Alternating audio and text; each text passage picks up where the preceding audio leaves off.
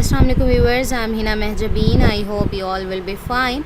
हम स्टडी करें CS 708 software requirement engineering का course and today our lecture is lecture number 25 about requirement document. But lecture start करने से पहले अगर आप मेरे चैनल पर न्यू हैं दैन प्लीज़ मेरे चैनल को सब्सक्राइब कर दें और बेल आइकन को क्लिक करना मत भूलिएगा ताकि अपकमिंग लेक्चर्स के नोटिफिकेशन आप तक पहुँच जाएँ।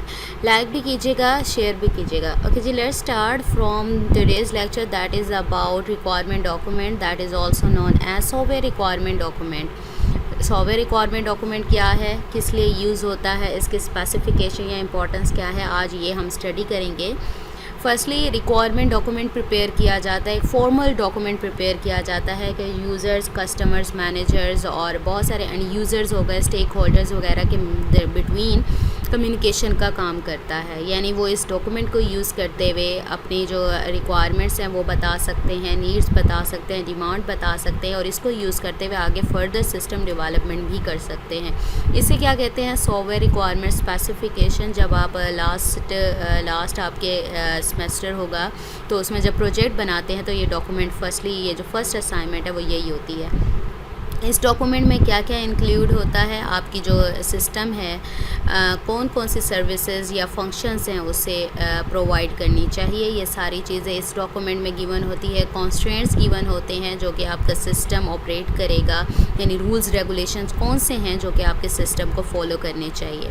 नेक्स्ट आपके सिस्टम की ओवरऑल प्रॉपर्टीज़ हो गई, जैसे कॉन्स्ट्रेंट्स या रूल्स रेगुलेशंस, यानी अकॉर्डिंग जिसके अगर कोई चेंजेस आते हैं या उसको किस तरह से उसने हैंडल करना है। डेफिनेशन ऑफ अदर सिस्टम, यानी दूसरे सिस्टम जो आपके सिस्टम के साथ इंटीग्रेट करेंगे। Next information about the domain of the system, यानी आपके सिस्टम की डोमेन के बारे में इंफॉर्मेशन के किस तरह से डिफरेंट टाइप्स ऑफ कंप्यूटेशन है उसको कैरी करना है उसने। नेक्स्ट होता है कंस्ट्रेंट्स प्रोसेसेस पर, यानी किस तरह से सिस्टम को डेवलप करने के लिए कौन से प्रोसेसेस यूज़ होंगे और उन पर कौन कौन सी रिक्वायरमेंट्स हैं या फिर कंस्ट्रेंट्स हैं आपने उसको फॉलो करना है। ये सारी चीज़ें इंक्लूडेड होंगी इस SRS software requirement specification document में। इसके साथ साथ आपने यूज़र रिक्वायरमेंट, जो सिस्टम के लिए यूज़र रिक्वायरमेंट एंड डिटेल्ड जो स्पेसिफिकेशन है सिस्टम रिक्वायरमेंट्स की वो भी इंक्लूड करनी चाहिए। समटाइम्स ये होता है कि यूज़र और सिस्टम रिक्वायरमेंट्स एक ही डिस्क्रिप्शन में ऐड की इंटीग्रेट कर दी जाती हैं और समटाइम्स ऐसा होता है यूज़र रिक्वायरमेंट्स को पहले डिस्क्राइब किया जाता है देन सिस्टम रिक्वायरमेंट्स बताई जाती हैं। यानी यूज़र रिक्वायरमेंट को एज इंट्रोडक्शन, ठीक है, यानी यूज़र रिक्वायरमेंट बताएगा देन ही आप सिस्टम की रिक्वायरमेंट्स बता सकते हैं, उसी के अकॉर्डिंग आपने सिस्टम डेवलप करना है। इसको डेवलप राइट करने के लिए जो रिक्वायरमेंट डॉक्यूमेंट है SRS है, इसको राइट करने के लिए मोस्टली क्या नेचुरल लैंग्वेजेस यूज़ करते हैं, यानी जिसकी जो लैंग्वेज है वो जैसे इंग्लिश, जापानीज़, फ्रेंच वगैरह यूज़ करते हैं। लेकिन समटाइम्स ये क्या होते हैं मिस इंटरप्रिटेशन, एम्बिगस लैंग्वेजेस होती हैं, तो ज़रूरी होगा कि आप जो स्ट्रक्चर लैंग्वेजेस के साथ नेचुरल लैंग्वेजेस को यूज़ करें अपनी जो रिक्वायरमेंट्स हैं उनको स्पेसिफाई करने के लिए। सॉफ्टवेयर सिस्टम्स के लिए रिक्वायरमेंट डॉक्यूमेंट को अगर सॉफ्टवेयर सिस्टम्स यूज़ कर रहे हैं तो आपको जो हार्डवेयर की डिस्क्रिप्शन है, यानी आप इस सॉफ्टवेयर के साथ, क्योंकि हार्डवेयर सॉफ्टवेयर एक साथ यूज़ होते हैं, तो हार्डवेयर की जो डिस्क्रिप्शन है वो भी इसमें इंक्लूड करेंगे इस डॉक्यूमेंट में कि किस किस्म का क्या हार्डवेयर आप यूज़ करें अपने सिस्टम को रन करने के लिए। राइट करने की बात करूं तो सिस्टम में आपका इंट्रोडक्टरी चैप्टर होता है जो कि सिस्टम और बिज़नेस नीड्स का ओवरव्यू देता है, यानी ये काम क्या करता है, इंट्रोडक्शन देता है सिस्टम का, यानी जो आप डेवलप कर रहे हैं ये रिक्वायरमेंट डॉक्यूमेंट में होगा। नेक्स्ट आपकी एक ग्लॉसरी ऐड की जाती है, होनी चाहिए बल्कि की भी जाती है डॉक्यूमेंट टेक्निकल टर्म्स में, क्योंकि डिफरेंट मीनिंग्स होते हैं, स्टेक होल्डर्स या यूज़र्स यूज़ करते हैं तो उन्हें अंडरस्टैंड करने में डिफ़िकल्टी होती है। इस ग्लॉसरी की वजह से वो इन डिफरेंट जो मीनिंग्स हैं टर्म्स के उसको अंडरस्टैंड कर सकेंगे।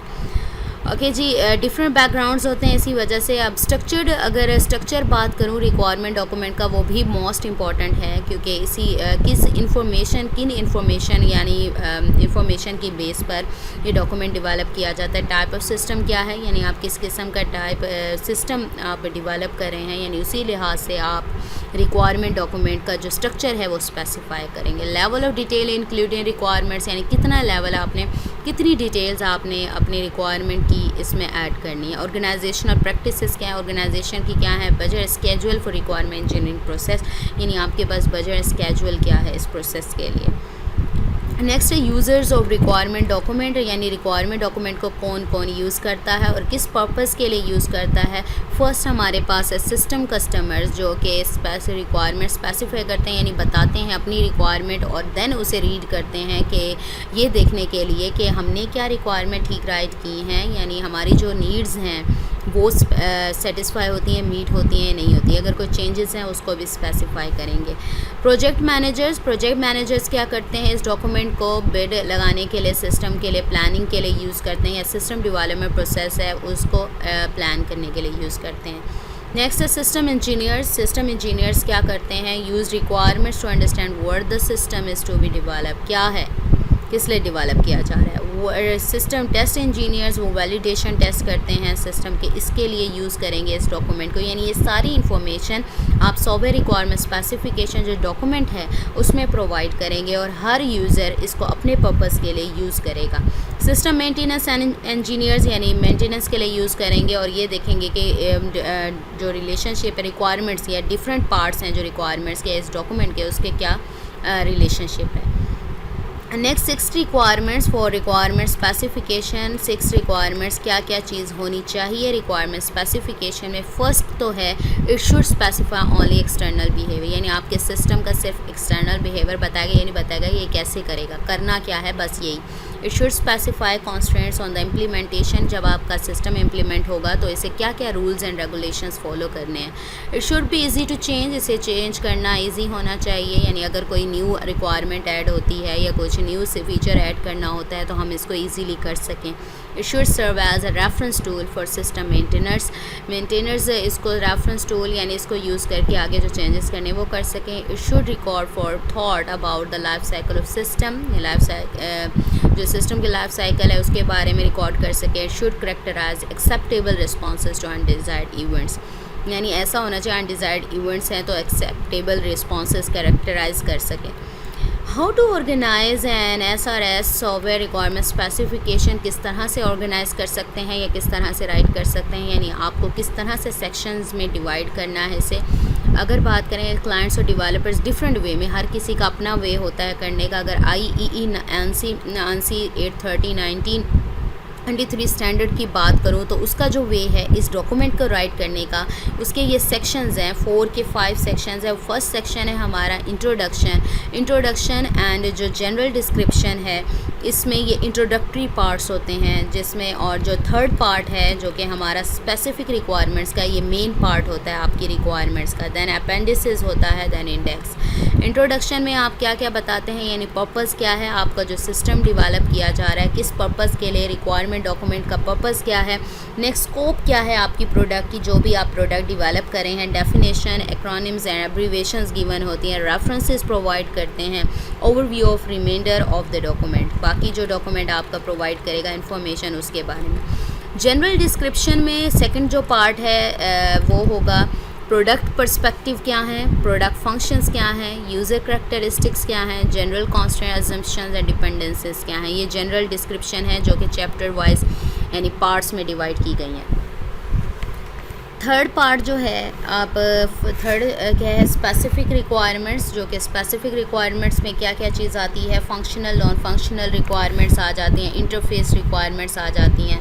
और ये क्या बताती हैं हमें, external interfaces, functionality, performance requirements, logical database requirement, design constraints, system attributes and quality attribute characteristics.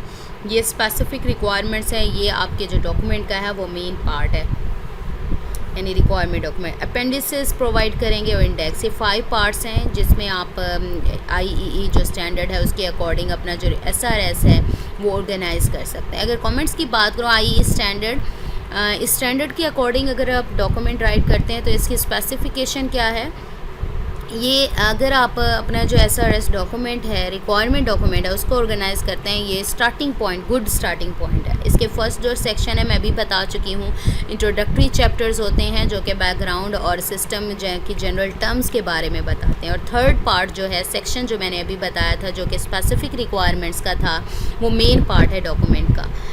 और आप इसको अपनी वर्जन यानी सिस्टम की टाइप के अकॉर्डिंग इसको चेंज कर सकते हैं। Comments organisation of SRS software requirement specification के लिए आप लोगों को क्या क्या यूज़ करना चाहिए, क्या पॉसिबल रिक्वायरमेंट्स हैं वो होनी चाहिए।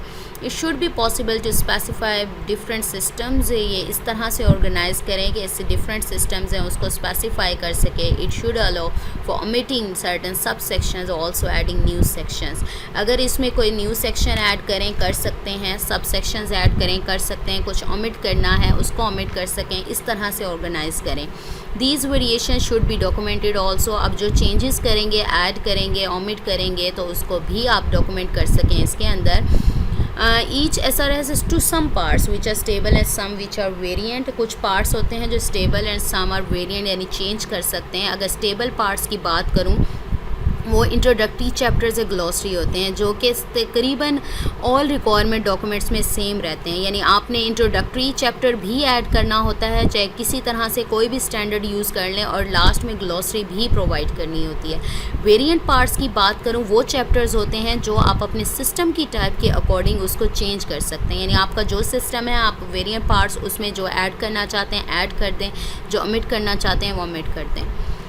Next is an SRS based on IEE standard. अगर SRS सॉफ्टवेयर रिक्वायरमेंट स्पेसिफिकेशन को डॉक्यूमेंट को IEE स्टैंडर्ड के अकॉर्डिंग अगर मैं अरेंज करती हूँ ऑर्गेनाइज करती हूँ तो पहले प्रीफेस प्रोवाइड करेंगे। अगर आप कोई भी डॉक्यूमेंट SRS डॉक्यूमेंट इंटरनेट पर सर्च कर लें उसको अगर देखते हैं, मोस्टली बुक्स में भी देखा होगा, फर्स्टली हमारा जो पेज होता है प्रीफेस का गिवन होता है, देन इंट्रोडक्शन होगा, ग्लॉसरी, जनरल यूज़र रिक्वायरमेंट्स, इसमें सारा बताया है मैंने अभी। सिस्टम आर्किटेक्चर में आप बताएंगे रीयूजेबल आर्किटेक्चरल कंपोनेंट्स होंगे। नेक्स्ट हार्डवेयर स्पेसिफिकेशन, क्या हार्डवेयर यूज़ किया है, डिटेल्ड सॉफ्टवेयर स्पेसिफिकेशन प्रोवाइड करेंगे, रिलायबिलिटी एंड परफॉर्मेंस रिक्वायरमेंट्स होंगी। देन अपेंडिसेस होंगी, अपेंडिसेस में क्या प्रोवाइड करेंगे, hardware interface specifications, reusable components, data flow model, object model, ये सारी चीज़ें ये क्या है IEE स्टैंडर्ड है जिसके अकॉर्डिंग आप SRS software requirement specification document को ऑर्गेनाइज कर सकते हैं। इसमें ये मैंने पहले बता दिया वेरिएंट पार्ट्स भी होते हैं, यानी आपका जो सिस्टम है उसी की टाइप देखते हुए आप इसमें चेंजेस भी कर सकते हैं। So we have completed our today's lecture that was about software requirement specification document and what are the specifications of requirement document. बाकी जी मुझे अपनी दुआ में याद रखिएगा, अपना ख्याल रखिएगा, टेक केयर, अल्लाह हाफिज़।